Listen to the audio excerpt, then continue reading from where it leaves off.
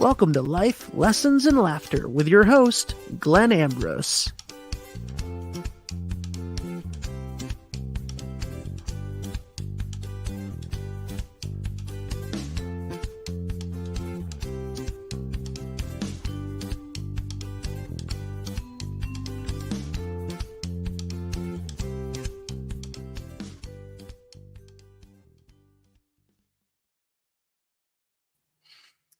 Welcome, everybody.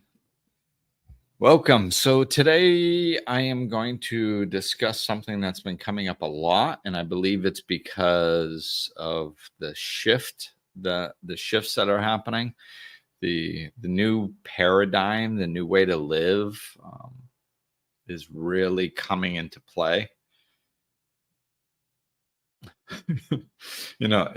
I laugh because I've been talking about this for a while, a few years, and it's amazing to me how quickly and how intensely the shifts take place.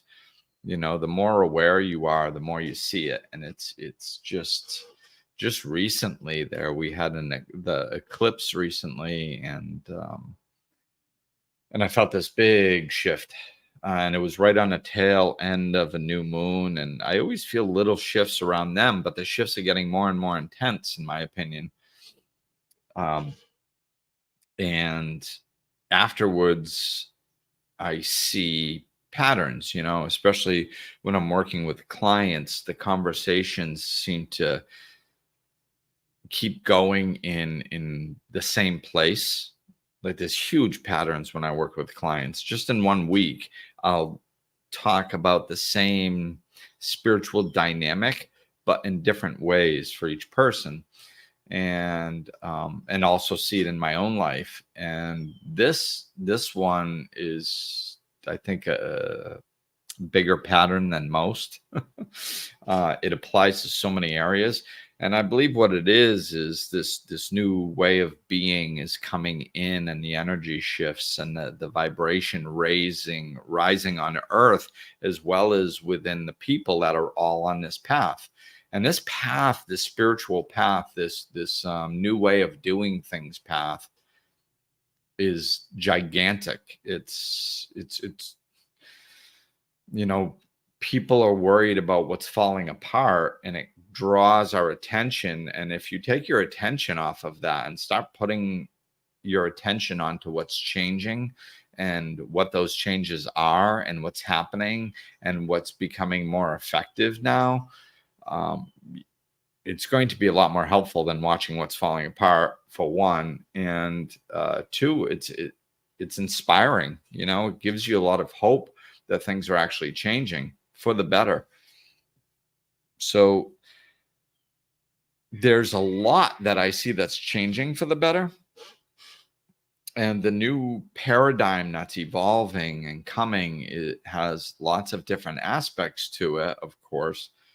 But this, I believe, is the foundation of all of it. It's the energy in which we do things. It's functioning from a new place. Because if you think about it, really, we've been so caught up in the toxic masculine energy for thousands of years. We've been caught up, which is like acquisition, greed, conquer, forcefulness, all that type of stuff. That's toxic masculinity. So we've been all caught up in that. And the speed in which we're doing things, I think, is partially because of that, and then partially because we've been distracting ourselves. We've been keeping ourselves busier and busier because we don't like how we feel when we stop moving. Right? That's when all the uncomfortability bubbles up. All the things that we haven't dealt with yet bubble up. So I think it's a combination of getting addicted to accomplishment, and staying busy, and some other things that I just mentioned. But it's all those energies going. So we've been going really, really fast for a long time, and it drives us into like a manic state where we're functioning from a manic state, and sometimes we can feel it and we know it. Sometimes we don't, because it's just our unconscious way of functioning. So we're just going. I mean, I can still drop into it on computers, doing work on computers. I can just get focused on trying to accomplish what I'm trying to accomplish and not even realize that I'm in a manic type energy. And then all of a sudden I get upset over one thing and I get upset over another thing. And then I realize I'm upset and I'm like, whoa, wait a minute. How the hell did I get here? And it's getting caught up in that manic energy. And it's very prevalent in our society. So therefore, it's that much easier to get caught up in. Right. So that's what we're trying to get out of.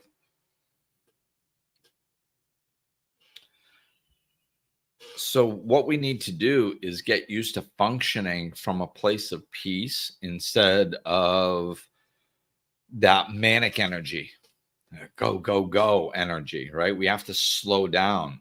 And I've said this before, slowing down is such a key thing. And I think it's becoming more and more important, our necessity to slow down. Because it's just not healthy. It's not healthy to go functioning when you're out of control of yourself. And that's really what we are.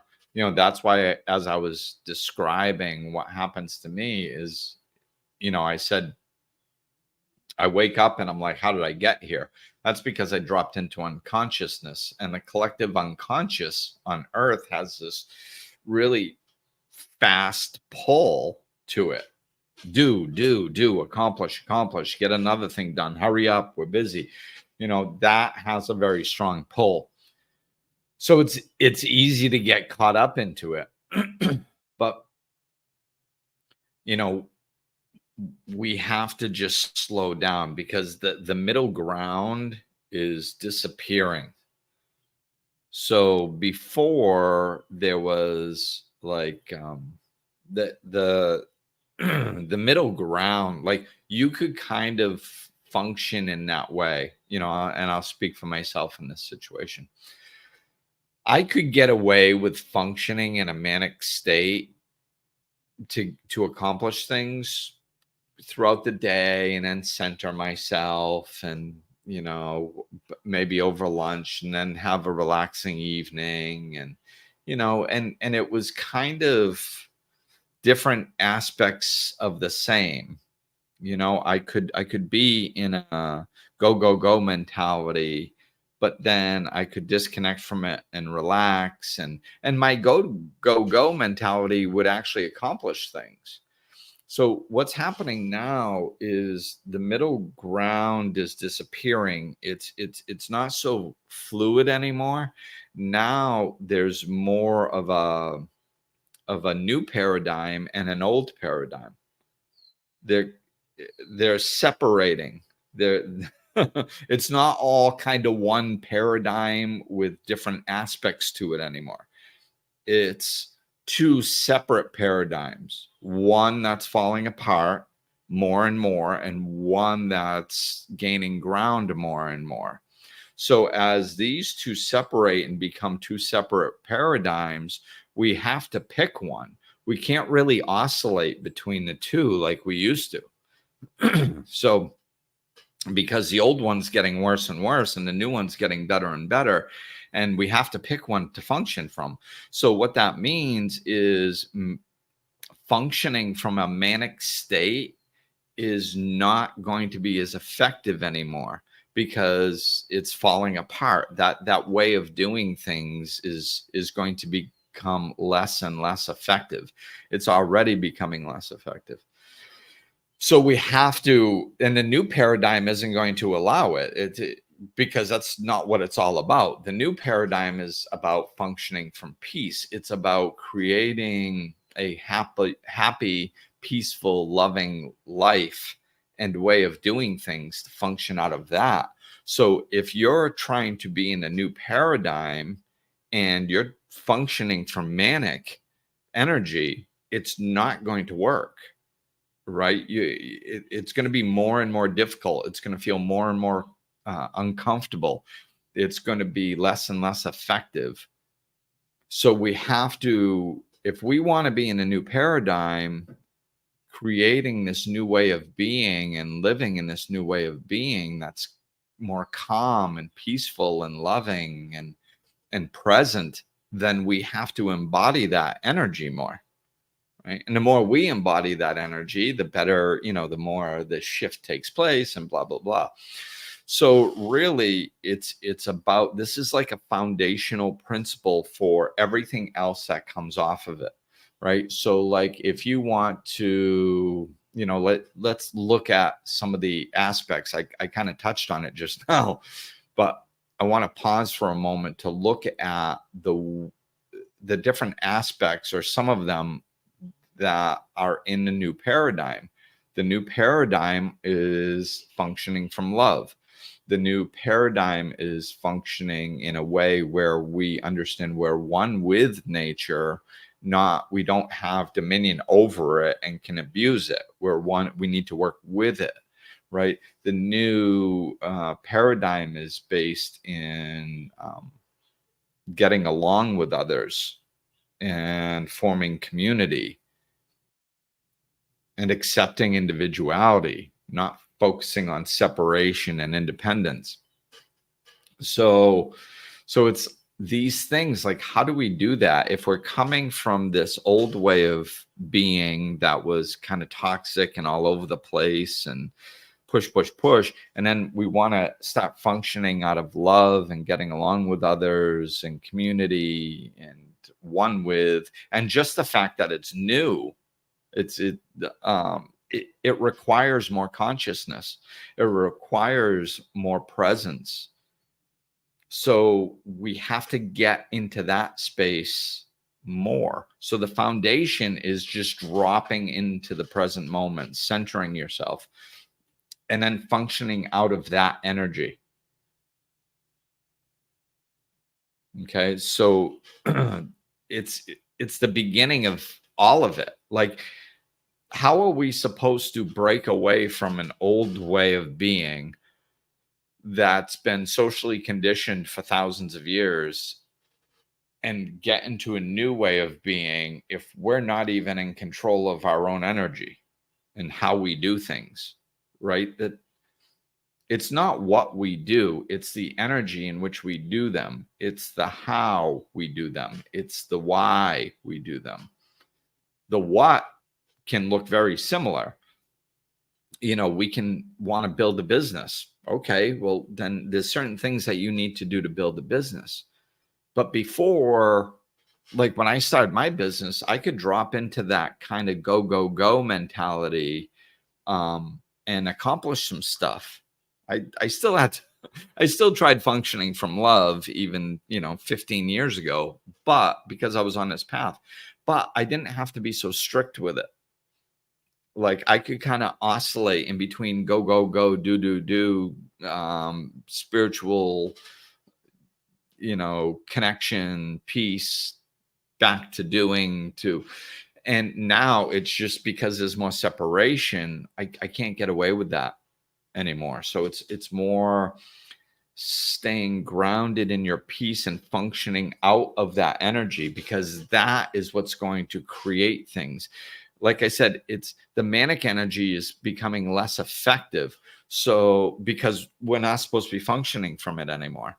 So the more we try, it's going to feel like jamming a square peg in a round hole. It's just, I keep doing things and it's just not working. Whereas if we're grounded and centered and then function out of that energy, it's going to be much more effective. This is part of the new paradigm that's being ushered in. Like what we're not supposed to run around like crazy people all the time. We're supposed to actually live a peaceful, happy, enjoyable existence.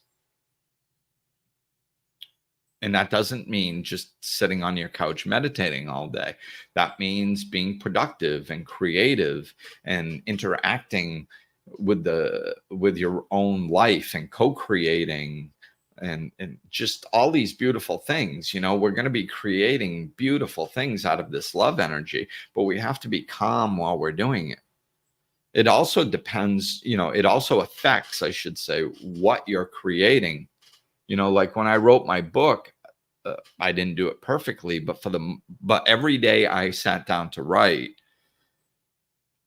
I made sure my energy was calm and centered and love, and I had the intention of putting out something created out of love that was going to help other people. And I set myself in that energy. Like I said, I'm sure I dropped out of it here and there at times, but to the best of my ability, I did that. And I think that helped create the book into what it was from a first-time author. I didn't know what I was doing. I was a first-time author, and I think the book came out. Is it perfect? No, it wasn't supposed to be. That was never the intention. But I think it came out to be a pretty good book because of the intention, because it was written out of love with the intention to help. So we have to do that more and more. We have to set our intention and be conscious of the energy in which we're creating out of. If we're not anchored in love and peace, how are we going to create? How do we expect what we're creating to be loving and peaceful? It's not going to be. If we're all jacked up, it's going to affect what we're creating. We're going to create something out of that energy. We can't be all manic and stressed out and then expect to create something beautiful and loving out of that energy. It's, energy is either positive or negative. So you can't put out negative energy and expect to get something positive out of it.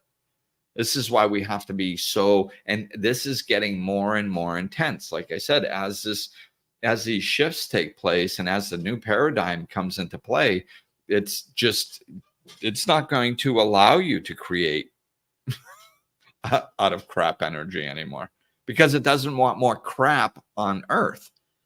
So that's going to be getting less and less effective. And, how we create is going to be the people creating out of love it's going to be more and more successful. Why? Because that's what we're building. That's where we're going. So it's just getting more and more important for every reason. It's the effectiveness is being affected. So when we're trying to create out of negativity, it's going to continue being less and less effective. And as we create out of love, it's going to continue being more and more effective. That's how the universe works through us. That's how God works through us. You've heard, like, don't pray for patience because God will give you something to be patient about, right? This is what I'm talking about. Like, this is how change comes. And if you understand it, you can work with it. If you don't understand it, then you're just kind of trying to figure it out and you're kind of all over the place.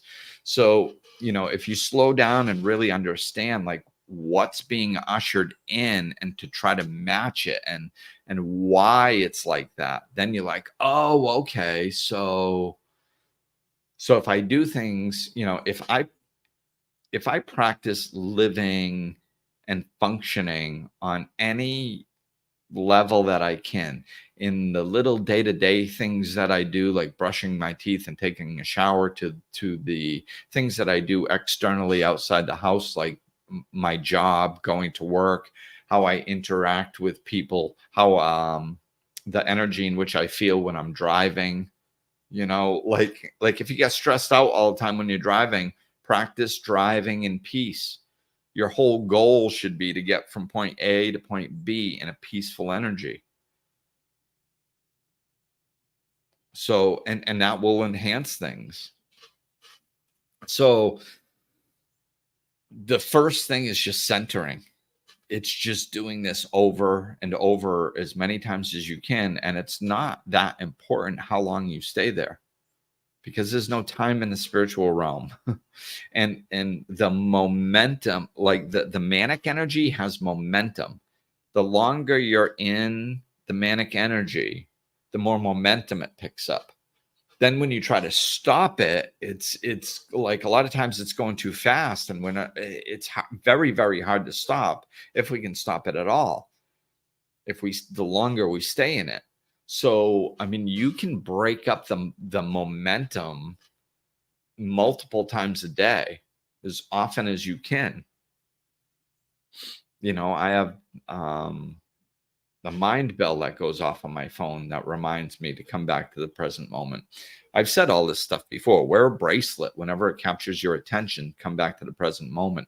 Put sticky notes all over the place to remind you to come back to the present moment.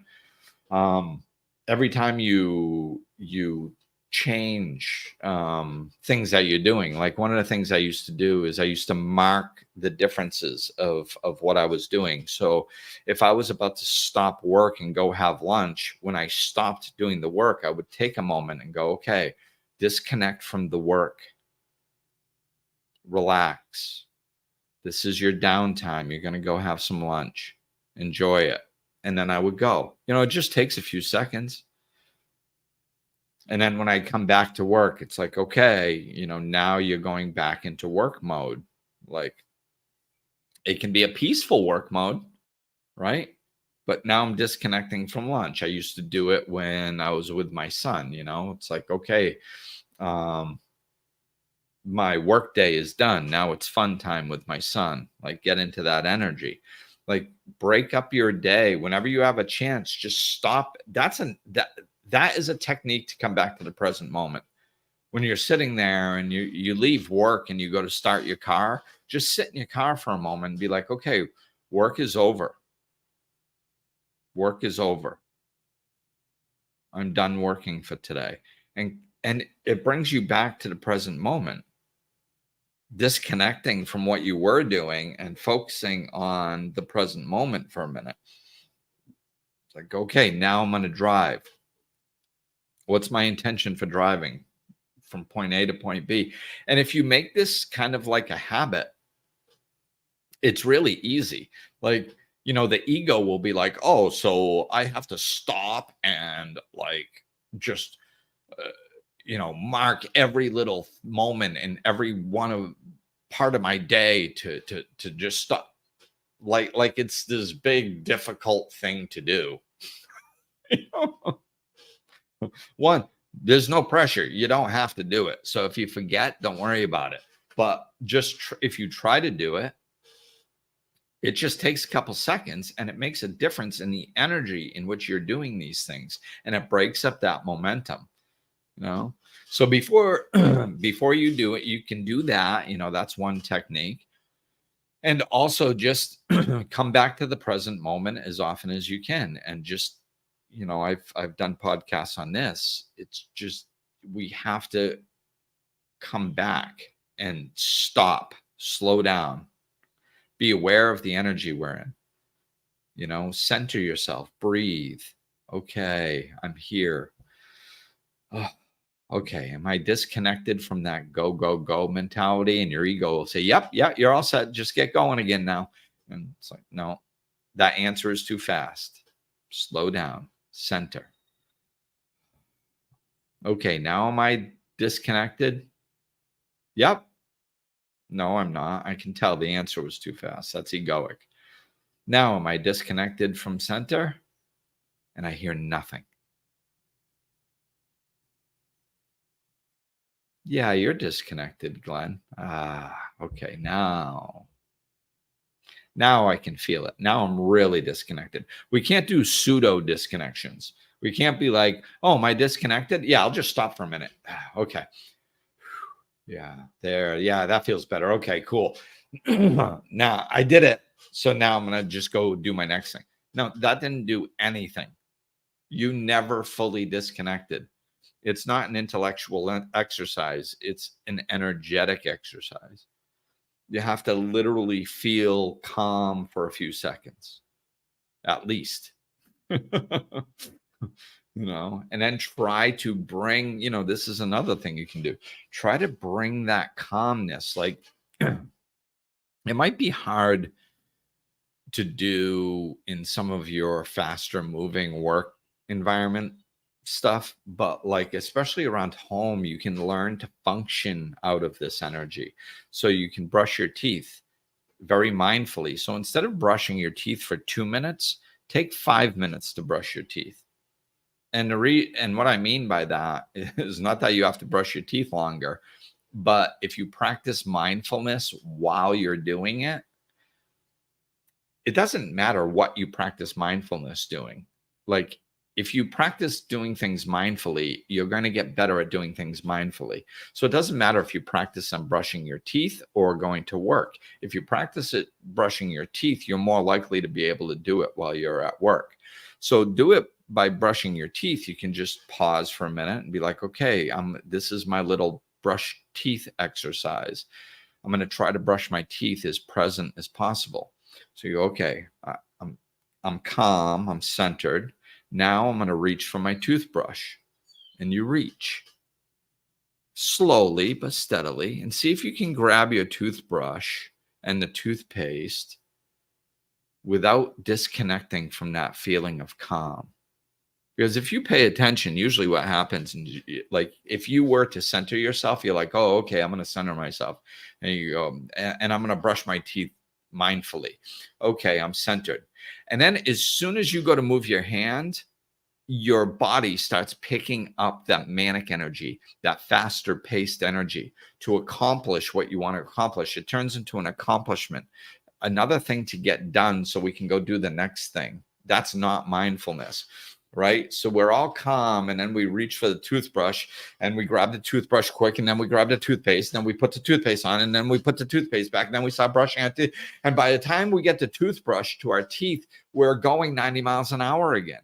This is how common it is for us to function at this pace. And we don't need to. The actual brushing of your teeth can take 2 minutes, whether you're doing it manically or whether you're doing it calmly. So practice doing it calmly. The actual brushing of your teeth, and maybe in the beginning, you might brush your teeth for 3 or 3.5 minutes because you have to keep slowing yourself down. But my point is after you practice this a little bit, you can brush your teeth for 2 minutes, manic, or you can brush your teeth for 2 minutes, slow paced and calmly, and accomplish the same things. It's kind of like those of you on video are going to be able to see, but like I'm moving my hand very quickly in a manic state, and I'll do the top row. Like I'll go back and forth 5 times on the top row for 30 seconds. Whereas I could just move slower and go across the top row for 30 seconds slower and more mindfully, or back and forth only twice instead of 5 or 6 times. So it's still 30 seconds. It's still one area of my teeth, but I'm more in control of what I'm doing. I'm doing it calmly instead of just fast paced back and forth, right? This is just a real life example of what we're trying to do in all areas of our lives. I talked about this many years ago. It's like I have to be somewhere. Like if we notice that we're running late, we go drop into manic energy right away, and it makes us even more late because we're not thinking clearly in that state.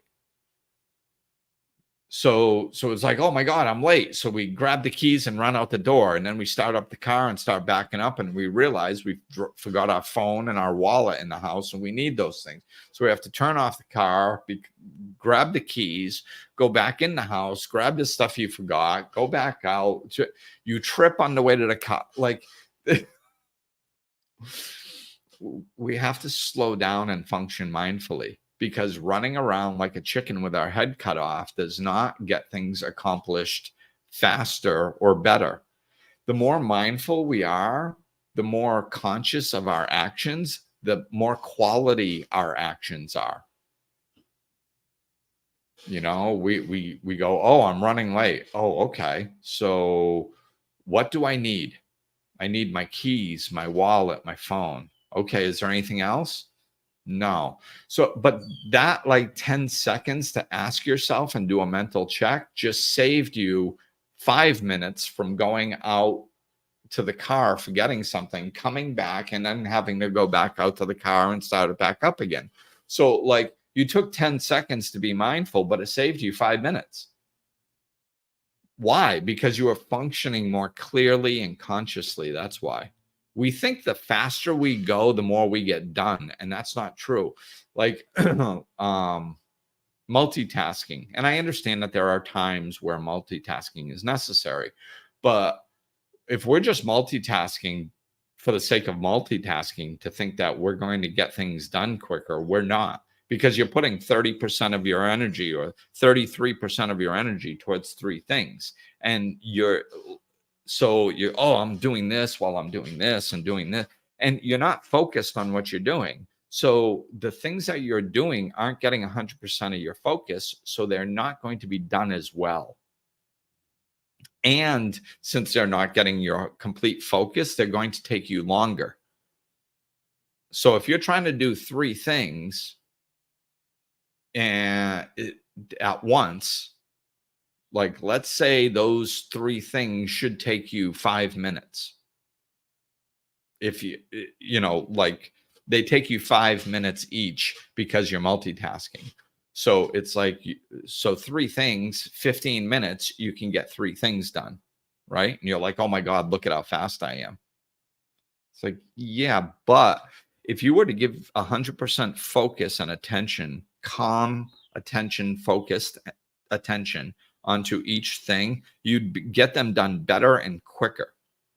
So, like, if you just focus on one thing instead of your mind trying to do two other things, it's just focus on one. You could probably get that 5-minute activity done better in 3 minutes because you're more focused, and it's done better and quicker because you're focused on that task. So now you do each task, right? 3 different tasks. They take 3 minutes each. Now you just did 3 tasks in 9 minutes better than you did 3 tasks in 15 minutes. It's an illusion that we're going faster. We just want to feel like we're this is like such a good example of social conditioning. We do things that don't make sense all the time. The reason we do is because we don't slow down and pay attention to if they actually make sense. We just want to get the feeling that we're doing a bunch of stuff. We want to get the feeling that we're accomplishing a bunch of stuff. Whether we are or not is completely secondary. We don't even slow down to figure out if that's true or not. So this is why it catches on socially, because we're so up here and manic and going 90 miles an hour all the time. And that's how most people function. They don't drop down to just slow down and ask, does this work? Does this make sense? We just don't do it. So this is why most people are functioning they're doing ineffective things constantly. And if you ask them, does multitasking, help you get things done? Oh, yeah. Well, that's the whole definition of multitasking. You get multiple things done at once instead of just one thing. It's a wonderful thing. It's a wonderful thing. I love multitasking. I get so much done because I can multitask. And like, whoa, is that true? Does it actually help you get things done? And like I said, I mean, there are certain situations in life where multitasking is necessary. So, I mean, of course, with those, like if you're cooking dinner and you're trying to help your kid with some homework or something, you might have to do that. There's only so many hours in the day. We live too fast. So whatever. But it's just an example of how we're going 90 miles an hour all the time, and we have to slow down. It's going to be more and more ineffective trying to function from that. The multitasking is just going to get worse and worse. And it is. I mean, look at Like, know what's a good example of this with me is the customer service lines. Like, what they do with the customer service lines is they have these customer service agents. They're trying to make them as effective as possible. So what they do is they have them bounce between calls, right? Like if you're in a chat on one of the customer service things, so they'll send you they'll be like, oh, Glenn's having trouble with this, and they'll send you a message, and they hit send, then they go and they work on somebody else's case, and then somebody else's case they'll have. I don't know how many they have going on, but I can feel them doing it. I can tell that they're doing it. So they bounce around to other ones. And what that does is it takes their mind off of what they're doing. This is why they ask such foolish questions all the time. I can't count how many times I've had to reiterate what I already said to customer service agents because they don't know what they're talking about. They don't, when they come back to me, because they just took their brain off of me and then went back to somebody else, two other people, and dealt with different problems that have different aspects to it. And then they're back to me and they're lost, at best. And what they're trying to do is get an answer out to me as quick as possible so they can get back to the other two. That's the goal. And I can tell because they don't accomplish what my goal is. My goal is to understand what my problem is and to help me fix it. And I have to make them do that. Like I have to hold them and remind them of what we're talking about, what the goal is, why what they're saying isn't going to work. And it takes 10 times longer because I'm constantly pulling them back to my issue. Like what happens a lot is I'll explain my issue right off the bat, right? Why wouldn't you? And then they go, how can I help you?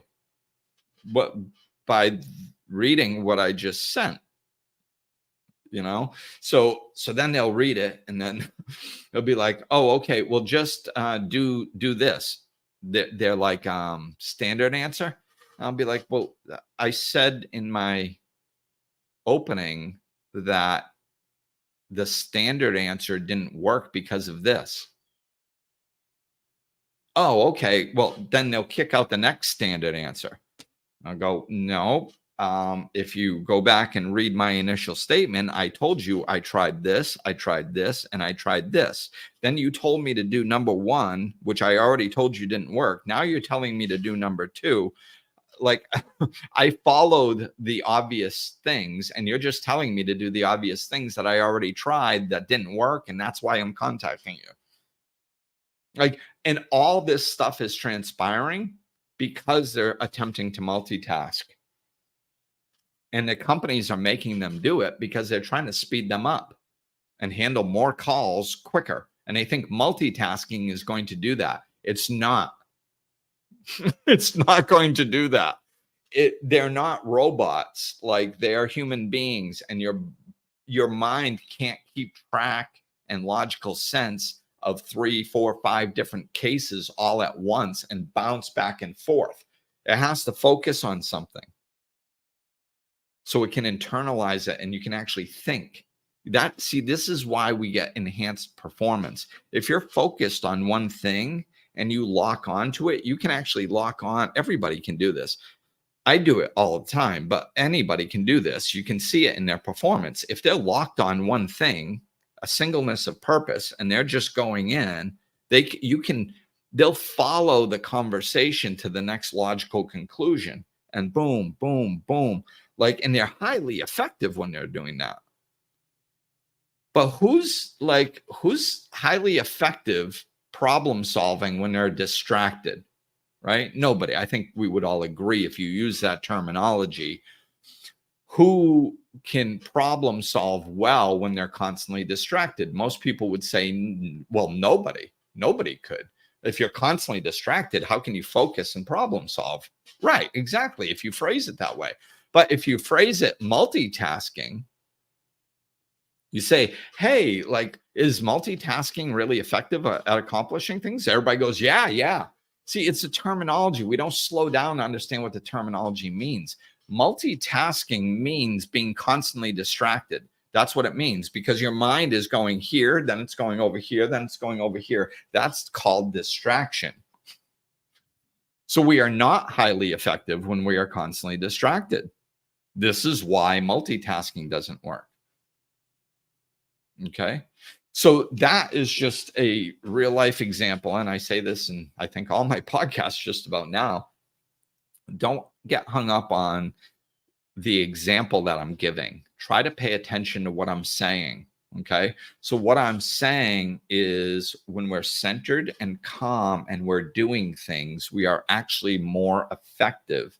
We function at a higher quality pace, and we have a higher quality effectiveness in what we're doing when we are centered, calm, and focused. And this is part of the new paradigm that we are creating, and it's becoming more and more important. So the people who are attempting to multitask at everything and constantly functioning from a place of distraction, it's going to be getting less and less effective.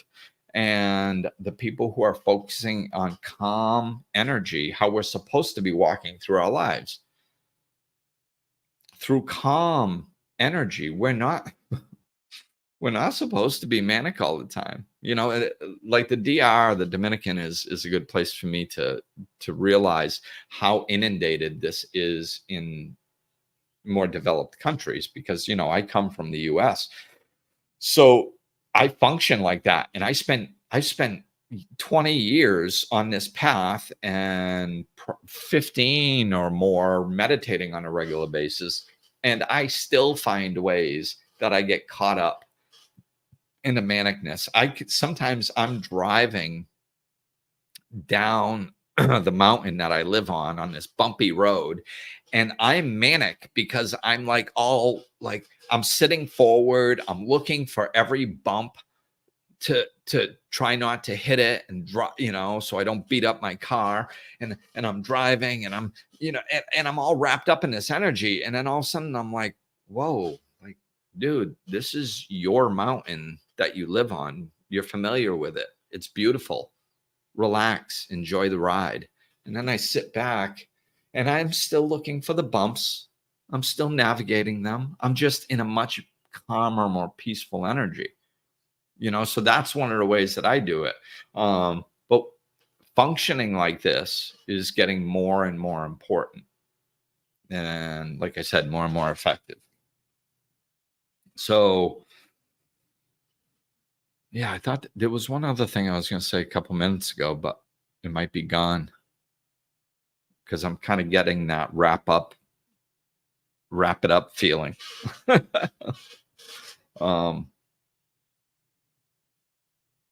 Yeah, I don't know. That might be it. It's just practice functioning from this calm place more and more, because like I said, this is where we're going. That's what I was going to say. I was going to say something about like the speed of life. It's not natural. It's not natural the way we live. I mean, it's not even close to natural.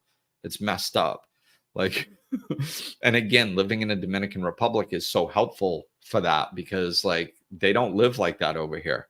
Like if you ask the Dominican people if they're happy, or just pay attention to them, they'll tell you that they're happy, right? Oh yeah, we're very happy. Don't have a lot of things. No, we don't have a lot of things, but we're very happy. Yeah, yeah.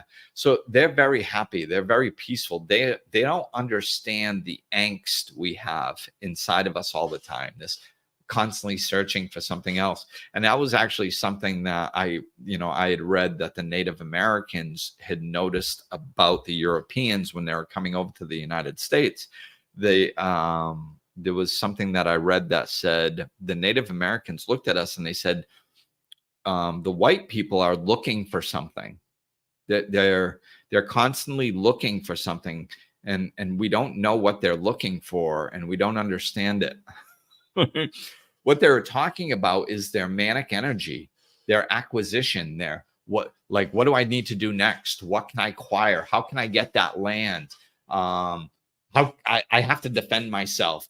We're always just jacked up about something. There's always something we want, something we're striving for, something we think we need, something outside of ourselves, and we're looking for it. And it's this intensity in our eyes that is reflective of this energy, this manic energy inside of us. And we had it back then. We had it hundreds of years ago, and it's 10 times worse now. Where the Native Americans were one with the land, and they lived in a more peaceful environment, and they didn't have work days. If something needed to be done, they went and did it. If they needed to go hunt or needed to go gather or they needed to farm, they went and did that, but they weren't all stressed out about it. I don't know if I did a podcast on stress yet or not, but this is a good example. Like people talk about stress and they're like, oh I'm all stressed out because of work. I'm all stressed out because of my life. I'm stressed out because I have kids and I'm trying to work. I'm stressed out because of my boss. And everybody talks like this, like it's a fact. And again, people don't slow down enough to say, is that true? Which is my favorite question. So it's like, okay, does stress work like that? It actually doesn't. It doesn't.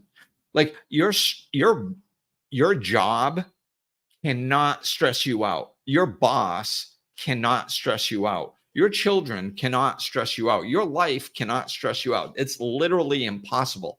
There's no such thing as stress that is involved in a job description. I guarantee you won't find it. And if it is, that's even somebody that's even more unconscious. You will be stressed, and you should wonder why you took that job if you see it. But stress is not induced by external circumstances. Stress is a result of our inability to process things properly, because there are people who like more fat. Like, let's say a job is stressful and everybody goes, oh yeah, that's stressful. There are people who can do that job without getting all jacked up, that just have a calm energy about them, but still like the fast pace. And they're like, everybody else is stressed out and they're like, oh no, hey, it's cool, man. You just do what you can, And you're like, oh my God. Well, they're not stressed out and they have the same job as you. So the job can't be inducing the stress. The variable is you, right? The same thing. You have the same job. So if the job caused stress, then everybody that had that job would be stressed. Now, I understand most people that have that job are stressed. That's because they're mostly unconscious and they mostly don't live like this and they mostly don't understand what I'm trying to teach, right? So this is what I mean. We're not going to be able to keep functioning like that. And the pace in which we live is mind-blowingly ridiculous. And I'll give you my personal example of this. Like I said, I've been working on myself in this way of life for like 20 years. So I've made progress. In certain areas, right? So I moved over to the Dominican Republic. I came to visit, exposed to it like almost 4 years ago. Now, the way I view it is like when I was in the United States goes 100 miles an hour. I was probably going 70 miles an hour because I had my own business. I had more control over my life. I understood that stress was my inability to process. So when I started feeling it, I would navigate it to the best of my ability and blah, blah, blah. So I made some ground there. So I'm functioning at 70 miles an hour. The United States is functioning at 100 miles an hour. I come over here to the DR and they're doing 50 miles an hour. And I had to realize that I could drop down to 50 miles an hour and still function. So I did my best to do that. And I don't know. I don't know if I really did that or not. Maybe I'm at 55 or 60, who knows? But I made some progress. My point is that I was functioning more in control and still getting everything that I needed to do done for my business in the United States. So it's possible you can do it too. whatever country you're in. And then when I came over here, I still have my same business, but the pace of life is slower. So I matched it more. So now I'm going even slower. So let's say I'm at 50 or 60 miles an hour now. I'm still accomplishing everything that I need to accomplish as when I was functioning at 100 miles an hour. It's not about accomplishing less. It's about it's about being more effective. It's quality, not quantity. So and I'm talking about energy output. It's quality energy output. If you are calm, focused, and functioning mindfully, the more you're doing that, you are going to be accomplishing more than you did when you were manic. I guarantee it, because you're not going to be distracted all the time. And you're not going to be putting just small portions of energy. Plus, it's a lot harder to control your time when you're constantly doing multiple things. Because what you do, you're unconscious, so you don't realize what you're doing. Like one of the examples I saw in my life in the States that I was doing was I tried slowing everything down, and I did, and then I had more time. And then I thought I was going to be more efficient. So I started like to get gas, I would stop and get gas like 3 times a week, just a little bit. Because, and I would do the same thing with groceries. I would just stop and pick up a few things instead of having one big grocery time, right? And in my head, I'm like, oh yeah, I'm going faster because I don't have to block off 2 hours to go grocery shopping now. Or I don't have to sit at the gas station for so long to fill up a whole tank. I'm just topping it off and I can do it quick. And what I was realizing was I was more stressed out, and I had too much going on. I had no free time. And so I stopped and looked at it, and I was like, oh my God, like the gas station is like a good example. Like, okay, well, even if I only put in $10 worth of gas, I still have to turn off the road, park the car, turn it off, turn the gas pump on, do it, and let's say that takes 10 minutes. So if I do that 3 times a week, that takes 30 minutes. If I just stop and fill up the whole tank, maybe it takes 15 minutes once a week. So once a week for 15 minutes is less time than 30 minutes a week, 3 blocks of 10, right?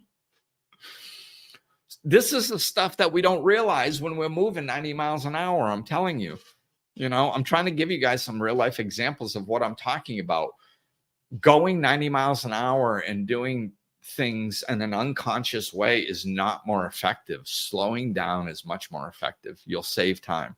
The more I brought this into my life, I swear, the more downtime I have. The more conscious I become, the more time I have sitting around going, I got everything done. I think I'll just relax for a while. I could never do that when I was living manically. I always had stuff to do. I used to pray to be bored.